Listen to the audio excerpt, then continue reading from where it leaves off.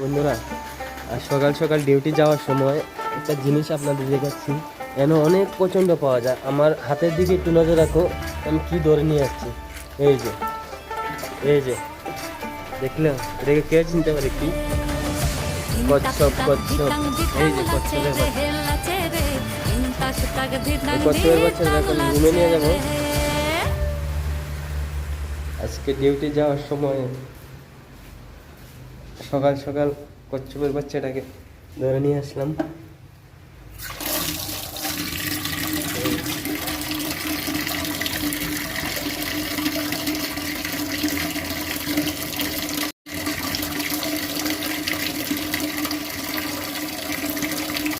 এটাকে ছেড়ে দেবো।